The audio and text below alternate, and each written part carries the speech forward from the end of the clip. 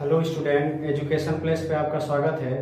आज हम लोग पॉलिटी के एक टॉपिक पढ़ेंगे जिस टॉपिक का नाम होगा राष्ट्रपति।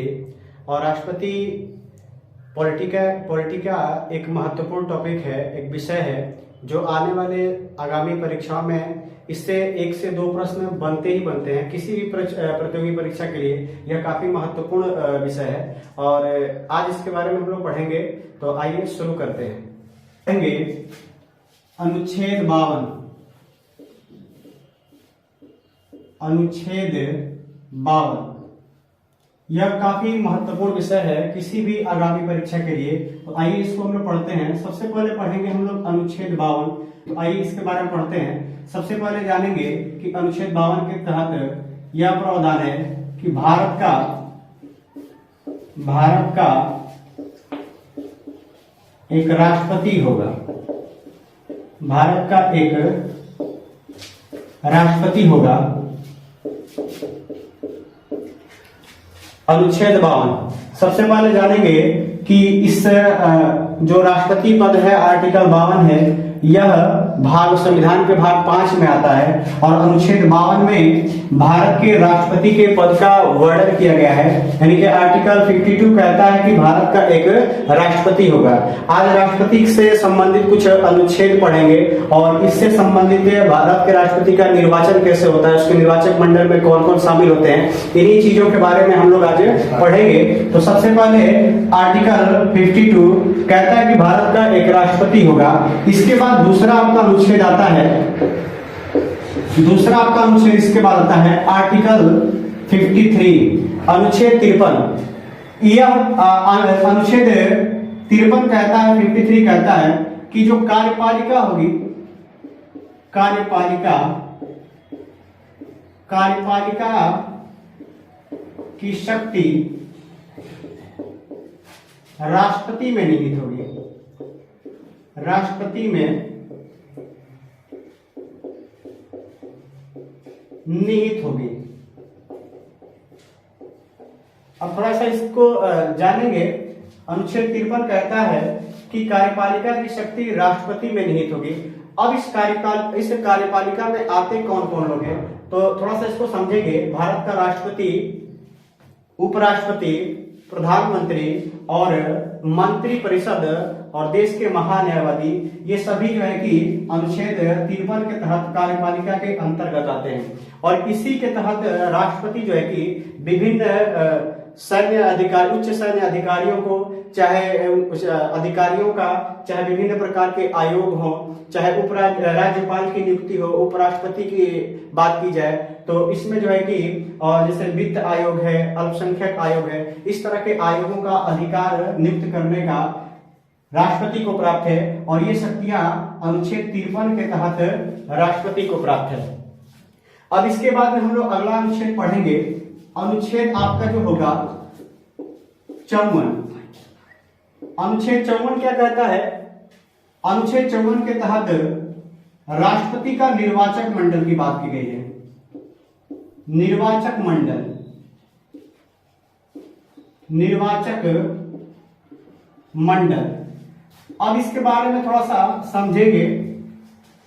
अनुच्छेद 54 कहता है कि जो भारत के राष्ट्रपति हैं उनका जो चुनाव है और उस चुनाव में उनके निर्वाचन में जो शामिल लोग हैं वे कौन कौन से हो सकते हैं, इसको अनुच्छेद 54 के तहत बताया गया है। और यह निर्वाचक मंडल के बारे में बताता है कि देश के राष्ट्रपति के निर्वाचन में कौन कौन शामिल होंगे, कौन कौन भाग ले सकते हैं। तो आइए इसके बारे में हम लोग समझते हैं। सबसे पहले हम लोग इसमें बात करते हैं भारतीय संसद। भारतीय संसद, भारतीय संसद जो है इसके 2 सदन होते हैं। एक जो पहला आपका होता है, एक होता है आपका लोकसभा, और दूसरा जो आपका होता है इसमें राज्यसभा। राज्यसभा, लोकसभा और राज्यसभा, इन दोनों के जो निर्वाचित सदस्य होते हैं, निर्वाचित सदस्य राष्ट्रपति के चुनाव में भाग लेते हैं। इसमें अगला एक पॉइंट है राज्यों के विधानसभा के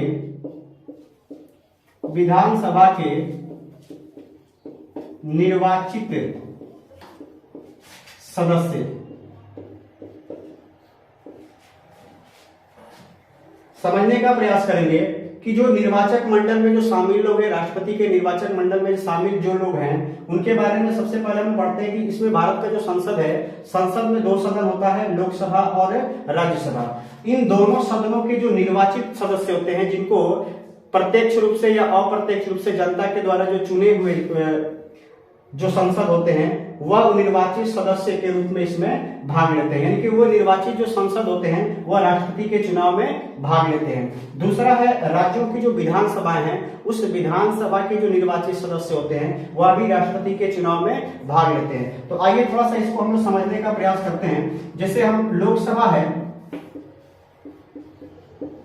लोकसभा भारत में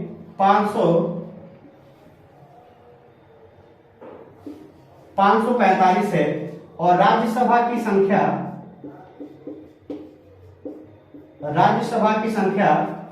250 है। इसमें से राष्ट्रपति द्वारा 2 सदस्यों का मनोनयन किया जाता है। 2 सदस्य राष्ट्रपति मनोनीत करता है और इसमें जो है कि 12 सदस्यों को मनोनीत करता है। अब जितने भी सदस्यों को, लोकसभा में 2 और राज्यसभा में 12 सदस्य है, इन दोनों सदनों से जो मनोनीत सदस्य हैं, ये राष्ट्रपति के चुनाव में भाग नहीं लेते हैं। बाकी शेष जो आपके हैं, इसमें से 545 में से 2 राष्ट्रपति मनोनीत करता है, तो ये आपकी संख्या बच जाती है 543 सदस्य जो राष्ट्रपति के चुनाव में भाग लेते हैं। साथ ही साथ 250 में से 12 सदस्यों को मनोनीत किया जाता है राष्ट्रपति के द्वारा, तो यहाँ पर संख्या आपकी बच जाती है 238 सदस्य। यही सदस्य जो निर्वाचित सदस्य हैं, जिनको राष्ट्रपति द्वारा मनोनीत नहीं किया गया है, ऐसे ही सदस्य राष्ट्रपति के निर्वाचक मंडल में शामिल होते हैं। अगला है आपका राज्यों के विधानसभा के निर्वाचित सदस्य शामिल होते हैं। किसी भी राज्य के निर्वाचित सदस्य शामिल होंगे और जो मनोनीत सदस्य होते हैं, जिनको राज्यपाल के द्वारा मनोनीत किया जाता है, एंग्लो इंडियन को, ऐसे सदस्य राष्ट्रपति के चुनाव में भाग नहीं लेंगे। इसी के तहत एक संविधान संशोधन किया गया था, 17वां संविधान संशोधन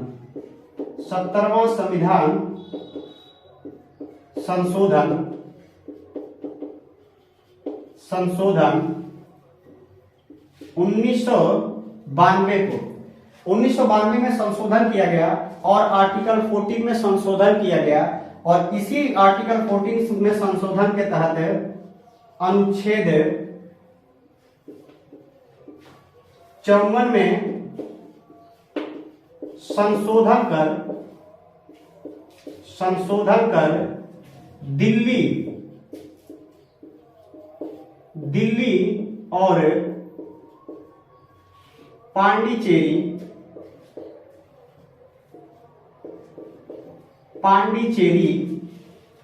के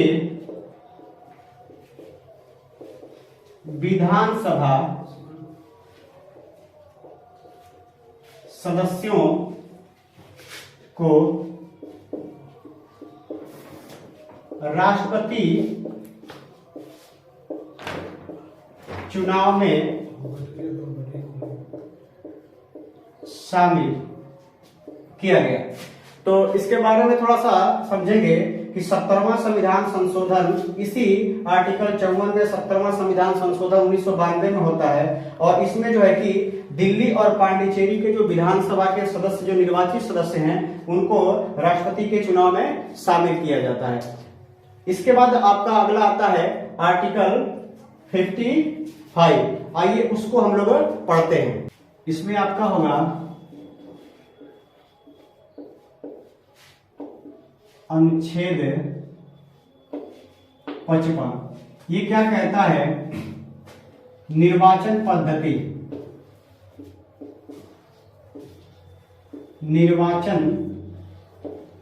पद्धति, यानी कि राष्ट्रपति का चुनाव कैसे होता है, इसके बारे में यह निर्वाचन पद्धति बताता है कि राष्ट्रपति का निर्वाचन पद्धति किस आर्टिकल के तहत है, तो अनुच्छेद 55 के तहत है। और इसी के तहत जो निर्वाचन पद्धति है उसकी ये बताई गई है, जो पद्धति है यह पद्धति होती है आपका एकल संक्रमणीय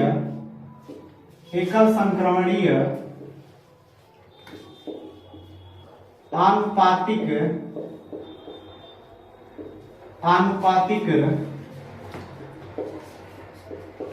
गुप्त मतदान पद्धति। जो राष्ट्रपति के निर्वाचन पद्धति है, यह पद्धति किस माध्यम से पूरी होती है, तो एकल संक्रमणीय आनुपातिक गुप्त मतदान पद्धति के द्वारा देश के राष्ट्रपति का निर्वाचन किया जाता है, उसका चुनाव किया जाता है। अब आइए इसके बारे में हम लोग पढ़ते हैं। भारत के एक राष्ट्रपति का चुनाव लड़ने के लिए या चुनाव निर्वाचन होने के लिए उसकी कुछ चीजें हैं, उसके बारे में हम लोग पढ़ते हैं। तो जो राष्ट्रपति का चुनाव लड़ेगा, राष्ट्रपति के चुनाव के लिए सबसे पहले कुछ शर्त हैं, उस शर्तों को पूरा करना है। सबसे पहले एक राष्ट्रपति उम्मीदवार के लिए 50 जो है कि प्रस्तावक चाहिए। 50 प्रस्तावक चाहिए और साथ ही साथ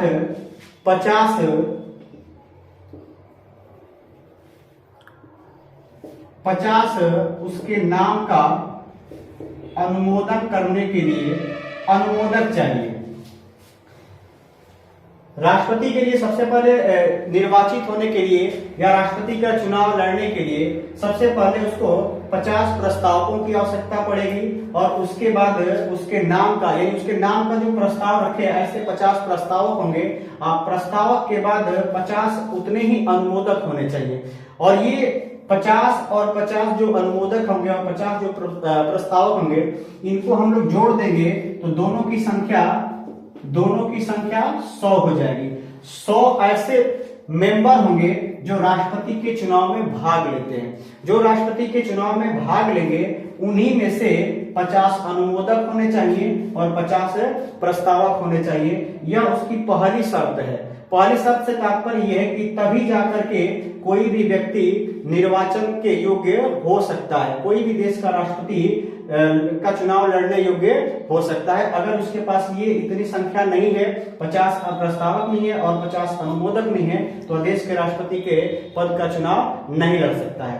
अब आइए थोड़ा सा इसके बारे में हम लोग आगे पढ़ते हैं। अब इसमें क्या होता है कि अब राष्ट्रपति के चुनाव में जो वोटिंग प्रणाली होती है, उस वोटिंग में अलग अलग राज्यों का अलग अलग मत मूल्य होता है। तो आइए सबसे पहले हम लोग पढ़ते हैं कि एक विधायक का मत मूल्य कैसे निकाला जाता है राष्ट्रपति के चुनाव में। एक विधायक का मत मूल्य, तो इसके बारे में हम लोग थोड़ा सा समझेंगे। ये आपका कैसे हम लोग ज्ञात करेंगे, तो उस राज्य की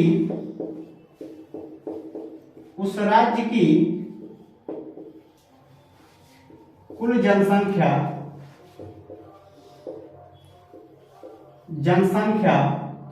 बटे में कुल विधानसभा की संख्या गुणे 1/1000। ऐसे कर करके हम एक विधायक का मत मूल्य ज्ञात कर सकते हैं। अगर बात की जाए कि सबसे ज्यादा किस राज्य के मत मूल्य है एक विधायक का, तो सबसे ज्यादा उत्तर प्रदेश का जो एक विधायक का मत मूल्य है उत्तर प्रदेश का है। सबसे अधिक 208 मत मूल्य उत्तर प्रदेश का है एक विधायक का। अगर बात की जाए कि सबसे कम मत मूल्य किसका है, तो सिक्किम का है। सिक्किम का है जिसका केवल 7 है। सबसे अधिक उत्तर प्रदेश का है और सबसे कम एक विधायक के मत मूल्य 7 हैं जो सिक्किम के हैं। आइए अब हम लोग आगे पढ़ते हैं कि एक संसद का मत मूल्य कैसे निकाला जाए। तो आइए अभी एक विधायक का मत मूल्य हम लोग निकाले हैं, अब निकालेंगे एक संसद का मत मूल्य। तो इसका सूत्र होता है सभी राज्यों के निर्वाचित कुल विधायकों का मत मूल्य बटे में सभी निर्वाचित संसदों की संख्या। अगर इस तरह से हम लोग करेंगे तो एक संसद का भी मत मूल्य निकाल सकते हैं। हालांकि यह काफी महत्वपूर्ण नहीं है, लेकिन फिर भी आपके सामने इसको रखा गया। अगर बात की जाए कि वर्तमान में एक संसद का मत मूल्य कितना है, तो एक संसद का मत मूल्य, एक संसद का मत मूल्य आपका 708 है। आप एक संसद का मत मूल्य 708 है। अभी ये वर्तमान में है, लेकिन अभी जम्मू कश्मीर जो अभी 2 राज्यों में बटा है, तो यह जो है कि अभी उसको शामिल नहीं किया गया है। जैसे उस अगले मतलब राष्ट्रपति चुनाव में या जब उसको शामिल कर लिया जाएगा तो यह संख्या घट बढ़ सकती है। और इतना ध्यान रखेंगे कि सभी राज्यों के विधायकों का मत मूल्य एक समान नहीं होता है। कारण ये है कि सभी राज्यों की अलग अलग जनसंख्या है और अलग अलग विधानसभा की मतलब सीटों की संख्या है। तो उत्तर प्रदेश का सबसे अधिक जनसंख्या भी है और साथ ही साथ यहाँ विधानसभा सीटों की सबसे ज्यादा संख्या भी है। इस वजह से भारत में उत्तर प्रदेश का एक विधायक का मत मूल्य होता है वो सबसे अधिक है और सबसे कम किसका है, सिक्किम का है। तो अगर बात की जाए कि जो हम जनसंख्या निकालते हैं तो जनसंख्या का आधार क्या होगा, तो थोड़ा सा समझेंगे इसको। जो जनसंख्या का आधार होगा, जनसंख्या का आधार विधायकों का मत मूल्य निकालने में जो जनसंख्या हम ले रहे हैं उस जनसंख्या का आधार क्या होगा, 1971 का जनगणना। 1971 का जो जनगणना हुआ था उसी जनगणना के अनुसार हम विधायकों का मत मूल्य निकालते हैं। और ऐसा प्रावधान भी है कि यह 2026 तक यही रहेगा, यही चलेगा। यही जनगणना जो है कि इसी जनगणना का प्रयोग किया जाएगा 2026 तक। 2026 तक इसमें किसी भी प्रकार का परिवर्तन नहीं किया जाएगा। एक अनुच्छेद है आपका अनुच्छेद 71। अनुच्छेद 71 में ये कहा गया है, चूंकि अभी राष्ट्रपति के निर्वाचन से संबंधित चीजें हम लोग पढ़ रहे हैं, तो आइए इसके बारे में हम लोग पढ़ते हैं। अनुच्छेद 71 कहता है कि किसी भी निर्वाचक का पद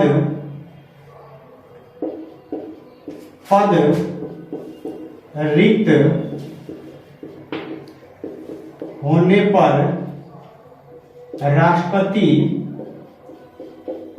राष्ट्रपति चुनाव नहीं रुकेगा। राष्ट्रपति चुनाव नहीं रुकेगा। थोड़ा ध्यान सुनेंगे। यहाँ पे निर्वाचन पद से तात्पर्य यह है कि अगर राष्ट्रपति के समय किसी भी राज्यों के जो विधानसभाएं हैं अगर वो भंग हो जाती हैं तो उस अवस्था में भी या उस दशा में भी राष्ट्रपति का चुनाव अपने समय से होगा। यह आर्टिकल 71 में कहा गया है कि किसी भी दशा में, चाहे वो किसी राज्यों के विधानसभा भंग हो जाए या स्वयं संसद का जो लोकसभा है वह भी भंग हो जाती है, तब भी जो है कि राष्ट्रपति का चुनाव अपने तय समय पर किया जाएगा। क्योंकि आप जानते हैं कि हमारे देश की जो संसद है उसमें एक उच्च सदन है राज्यसभा, जो अस्थायी होती है, वो अपने आप में अस्थायी होती है, कभी भंग नहीं होती है। और ऐसी दशा में अगर राज्यों की विधानसभाएं भंग हो जाती हैं, स्वयं लोकसभा भंग हो जाता है, तो राज्यसभा तय समय पर राष्ट्रपति का चुनाव कराएगी। यही आर्टिकल 71 में कहा गया है कि किसी भी निर्वाचक के पद अगर रिक्त होते हैं तो उस दशा में भी राष्ट्रपति का चुनाव रुकेगा नहीं। अगर बात की जाए कि यदि राष्ट्रपति के चुनाव से शिकायतें अगर होती हैं, राष्ट्रपति के चुनाव विवाद यह काफी महत्वपूर्ण है। यदि राष्ट्रपति के चुनाव से संबंधित यदि कोई विवाद उत्पन्न होता है तो इस विवाद की सुनवाई कहां की जाएगी या इस विवाद का समाधान कहां होगा, तो यह होगा सुप्रीम कोर्ट में। सुप्रीम कोर्ट सुप्रीम कोर्ट में इसकी जो है कि इस विवाद का निराकरण किया जाएगा। यानी सुप्रीम कोर्ट यह विवाद सुप्रीम कोर्ट तक जाएगा और सुप्रीम कोर्ट अपने संज्ञान में लेकर के और इस विवाद के बीच एक समाधान निकालेगी और डिसीजन निकालेगी। जो सुप्रीम कोर्ट डिसीजन देगी वह सर्वमान्य होगा। साथ ही साथ आपको मैं बता दूं कि यदि यह विवाद कोई शिकायत होती है या विवाद वहां पर सुप्रीम कोर्ट में कौन ले जाएगा, तो इसके लिए आपको मैं बता दूं कि यह विवाद सुप्रीम कोर्ट में कब जाना चाहिए चुनाव से संबंधित। तो जब चुनाव होता है उस चुनाव से 30 दिन के अंदर यह जो है कि सुप्रीम कोर्ट में यह शिकायत दर्ज होनी चाहिए।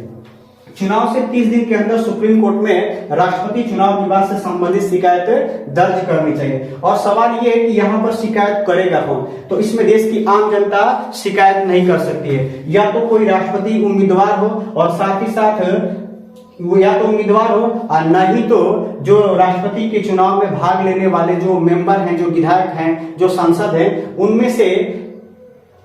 उन्हीं में से लोग जो है कि राष्ट्रपति के चुनाव से संबंधित विवादों को सुप्रीम कोर्ट में ले जा सकते हैं। अन्यथा आम नागरिक, देश का आम नागरिक राष्ट्रपति के चुनाव से संबंधित विवादों को सुप्रीम तक नहीं ले जा सकता है। तो अब थोड़ा सा इसमें हम लोग पढ़ते हैं कि यदि कोई विधायक या इसमें चुनाव में भाग लेने वाले जो मेंबर हैं, अगर वो इसमें मतलब शिकायत करते हैं तो उनकी संख्या कम से कम कितनी होनी चाहिए? 20 सदस्यों की संख्या होनी चाहिए। कम से कम 20 सदस्यों की संख्या होनी चाहिए, तब जाकर के सुप्रीम कोर्ट इस पर जो है कि संज्ञान लेगा और इस पर अपने फैसले सुनाएगा। और इसमें सबसे महत्वपूर्ण चीज ये है इसी के तहत कि यदि विवाद लंबा चला जाता है, सुप्रीम कोर्ट में यह डिसीजन लंबा चला जाता है, सुप्रीम कोर्ट फैसला तत्काल सुनाने में सक्षम नहीं हो पाता है और यह मामला आगे बढ़ जाता है, तो उस समय कोई भी किया गया कार्य जो राष्ट्रपति अपने राष्ट्रपति पद पर होते हुए जो कार्य करेगा उसको वैधानिक माना जाएगा। उस कार्य को अवैधानिक या असंवैधानिक नहीं माना जाएगा। भले से बाद में जो भी डिसीजन होगा उस डिसीजन के अनुसार सुप्रीम कोर्ट उसके साथ व्यवहार करेगा, लेकिन उस राष्ट्रपति पद पर होते हुए उसने जितने भी काम किए वो सारे काम संवैधानिक तरीके से उसको माना जाएगा, स्वीकार किया जाएगा। आइए अब हम आगे पढ़ते हैं। आइए 55 हो गया, निर्वाचन पद्धति हो गई। अब कार्यकाल के बारे में पढ़ते हैं। राष्ट्रपति का कार्यकाल कितना होता है? तो सबसे पहले अनुच्छेद 56 के तहत राष्ट्रपति के कार्यकाल का वर्णन किया गया है। तो आइए एक एक हम लोग पॉइंट देकर के पढ़ते हैं कि राष्ट्रपति का कार्यकाल कितना होता है। सबसे पहला है कि वह जो है कि 5 वर्ष के लिए उसका कार्यकाल कितना होता है? 5 वर्ष का होता है। साथ ही साथ दूसरा अगर हम लोग बात करें कि वह चाहे तो बीच में भी अपने पद का त्याग कर सकता है, और जब वो त्याग करेगा तो उस अवस्था में पद को त्यागने की अवस्था में त्याग करने की अवस्था में अगर बात की जाए तो जो पद रिक्त होगा, पद रिक्त होने पर 6 माह के अंदर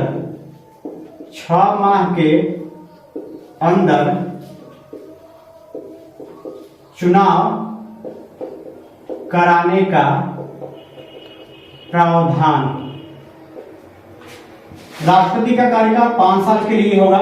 यदि वो बीच में भी अगर त्याग पत्र देना चाहे तो वो दे सकता है, लेकिन उस दशा में पद रिक्त हो जाता है राष्ट्रपति का तो 6 माह के अंदर चुनाव कराने का प्रावधान है। साथ ही साथ इसमें एक और पॉइंट समझेंगे, जब तक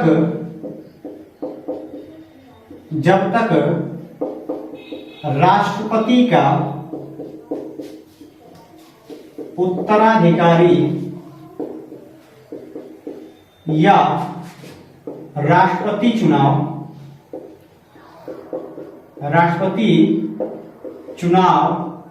न हो।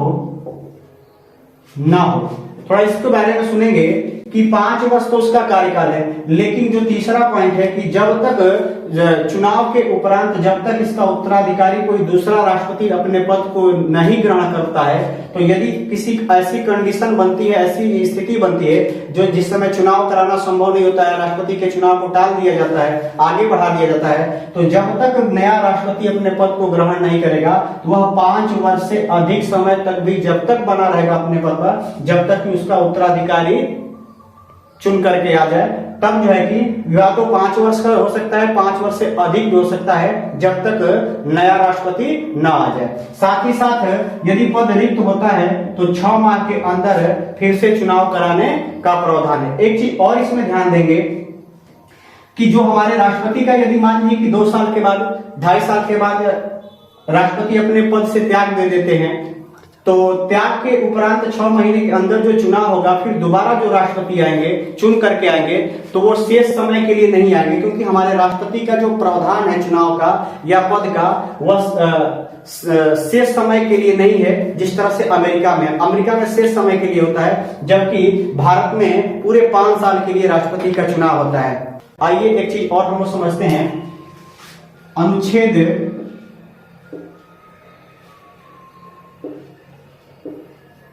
57। अनुच्छेद 57 में क्या है? अनुच्छेद में 57 के बारे में थोड़ा सा हम लोग समझेंगे कि इसमें क्या कहा गया है।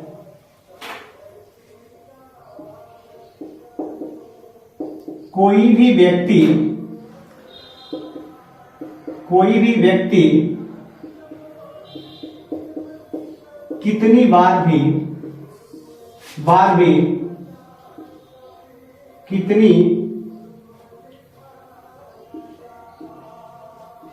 भी राष्ट्रपति बन सकता है।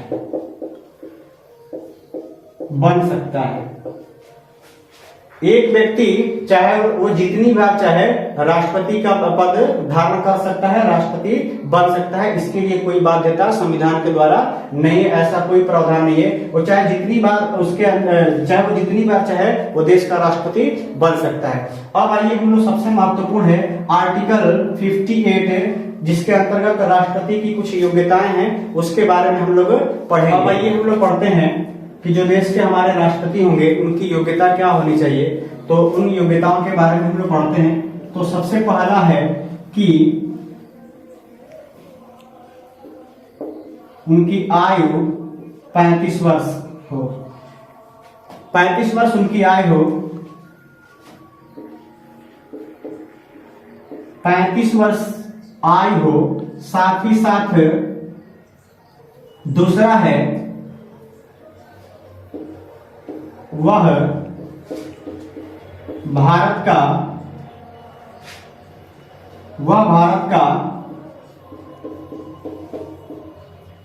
नागरिक हो। और अगला है संसद के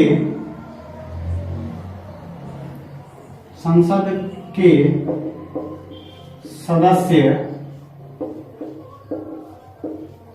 बनने की योग्यता रखता हो।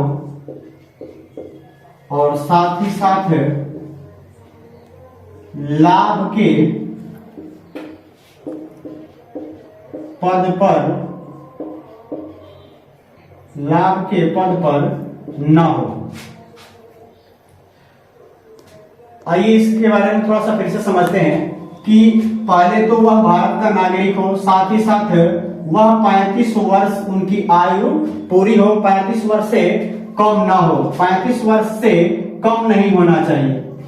आयु 35 वर्ष से कम ना हो, अधिकतम की कोई सीमा नहीं है, संविधान में अधिकतम की कोई सीमा नहीं है, लेकिन न्यूनतम जो आयु है राष्ट्रपति का वह 35 वर्ष से कम नहीं होना चाहिए। साथ ही साथ वह भारत का नागरिक हो और संसद के सदस्य बनने की योग्यता रखता हो। संसद का सदस्य बनने की योग्यता रखता हो, संसद का सदस्य ना हो बल्कि सदस्य बनने की योग्यता रखता हो। और साथ ही साथ है चौथा आपका है लाभ के पद पर ना हो। अब ये लाभ के पद हैं क्या, तो थोड़ा सा समझेंगे कि बड़ी ध्यान से सुनेंगे, वह उपराष्ट्रपति हो, राज्यपाल हो, राष्ट्रपति हो, किसी राज्य और केंद्र के बीच केंद्र सरकारों के मध्य कोई मंत्री हो, तो ऐसे पदों को लाभ का पद नहीं माना जाएगा।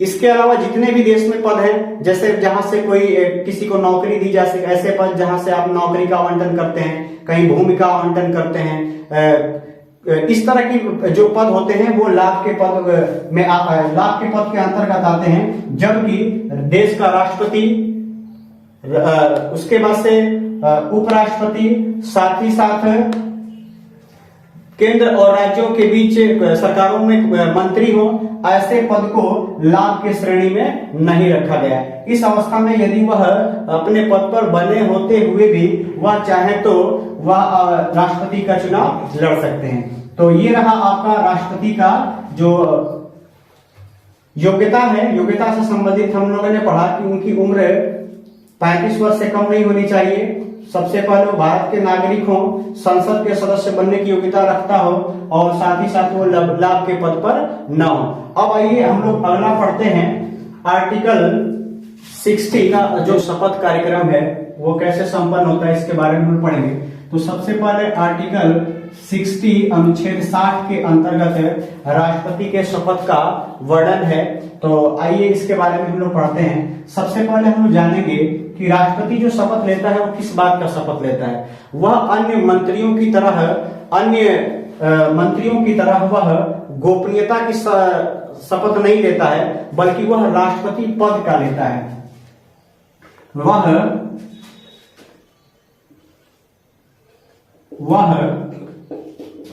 राष्ट्रपति पद का शपथ लेता है। वह पद एवं गोपनीयता का शपथ नहीं लेता है मंत्रियों की तरह, बल्कि वह सिर्फ अपने राष्ट्रपति पद का शपथ लेता है। और साथ ही साथ अगर बात की जाए कि वह किस बात की शपथ लेता है, तो इसमें आपका अगला पॉइंट होगा कि वह संविधान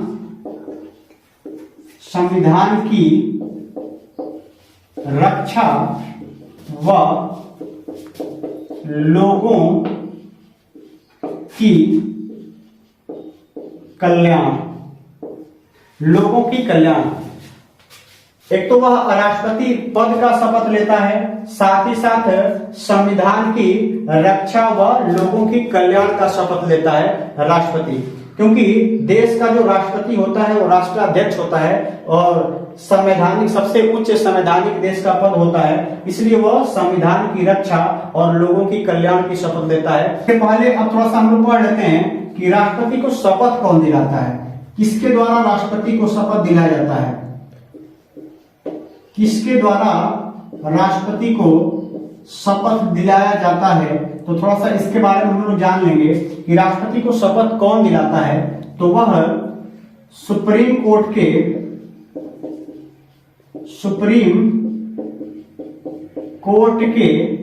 मुख्य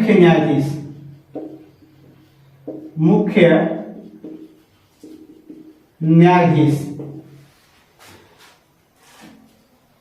सबसे पहले जानेंगे कि सुप्रीम कोर्ट के जो मुख्य न्यायाधीश होते हैं, उच्चतम न्यायालय के, भारत के उच्चतम न्यायालय के जो मुख्य न्यायाधीश होते हैं, वही देश के राष्ट्रपति को शपथ दिलाते हैं। अगर बात की जाए कि राष्ट्रपति के शपथ के समय देश का कोई मुख्य न्यायाधीश न हो, तो उस टाइम में, उस अवस्था में राष्ट्रपति को शपथ कौन दिलाएगा, तो उस समय इसी सुप्रीम कोर्ट के जो वरिष्ठ न्यायाधीश होंगे, वरिष्ठ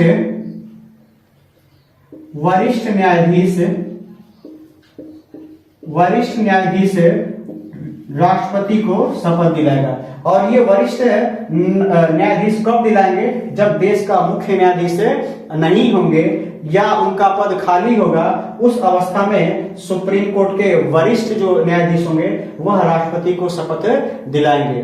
अब एक आर्टिकल है, इसके बारे में हम लोग पढ़ते हैं, अनुच्छेद 65। अनुच्छेद 65 क्या है, इसके बारे में थोड़ा सा हम लोग समझेंगे कि जब राष्ट्रपति राष्ट्रपति की अनुपस्थिति